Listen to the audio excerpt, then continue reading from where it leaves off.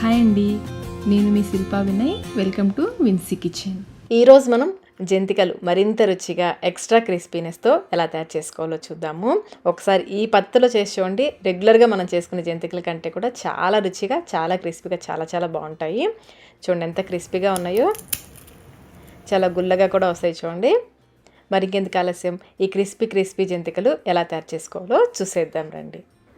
ముందుగా పిండి కలుపుకోవడానికి వీలుగా ఉండే ఒక పళ్ళెంలోకి జల్లెడ పెట్టేసుకుని అందులో 2 కప్పుల బియ్యపిండి వేసుకుని జల్లించుకోవాలి. నేను పొడి బియ్యపిండి తీసుకున్నాను.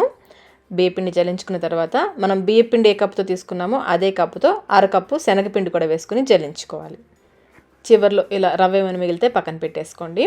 ఇప్పుడు ఇందులో 1 టీ స్పూన్ వాము, 1 టేబుల్ స్పూన్ నువ్వులు, పచ్చి నువ్వులేనండి, వేయించినవి కాదు, 1 టేబుల్ స్పూన్ కారం లేదా మీ రుచికి సరిపడినంత కారం, అలాగే కొంచెం ఇంగువ. నేనైతే 1/8 టీ స్పూన్, పావు టీ స్పూన్లో సగం ఇంగువ వేస్తున్నాను. అలాగే రుచికి సరిపడినంత సాల్ట్, ఇక్కడ నేను 1 టీ స్పూన్ సాల్ట్ వేస్తున్నాను.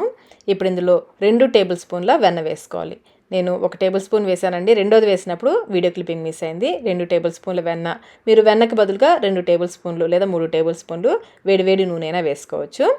ముందు ఈ వెన్నంతా కూడా పిండికి బాగా పట్టించేలాగా ఇలా రబ్ చేస్తూ కలుపుకోవాలి. పిండిని బాగా కలుపుకున్న తర్వాత ఎక్స్ట్రా క్రిస్పీనెస్ కోసం ఇందులో మనం నానపెట్టుకున్న సగ్గుబియ్యం వేస్తాం. 1/2 కప్పు సగ్గుబియ్యాన్ని ఒకసారి కడిగేసి కనీసం 5 గంటల పాటైనా నానపెట్టుకోవాలి. నేను ముందే నానపెట్టేశాను. చూడండి సాఫ్ట్గా అయిపోయాయి కదా. ఈ విధంగా నానపెట్టుకున్న సగ్గుబియ్యాన్ని ఇందులోకి వేసేసుకోవాలి, పిండిలోకి వేసేసుకోవాలి.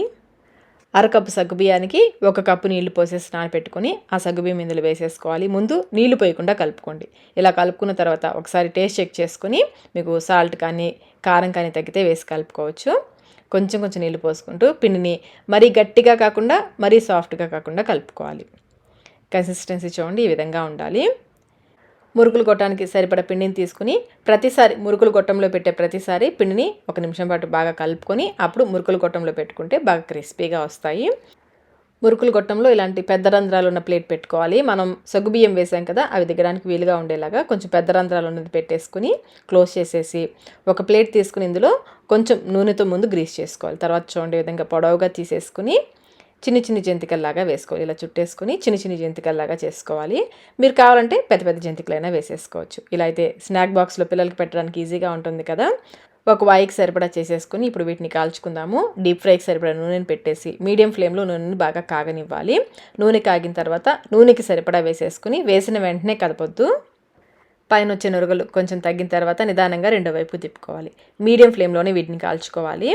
ఈ విధంగా నూనెలో వచ్చే నురగలు పూర్తిగా తగ్గిన తర్వాత నూనెలో నుంచి తీసేసుకోవడమే. ఇవి నూనెను కూడా ఎక్కువగా పీల్చుకోవు.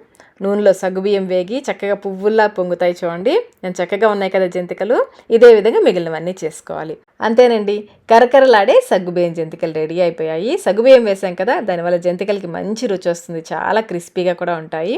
పూర్తిగా చల్లారిన తర్వాత 8 డబ్బాలో స్టోర్ చేసుకుంటే చాలా రోజుల వరకు ఫ్రెష్గా ఉంటాయి.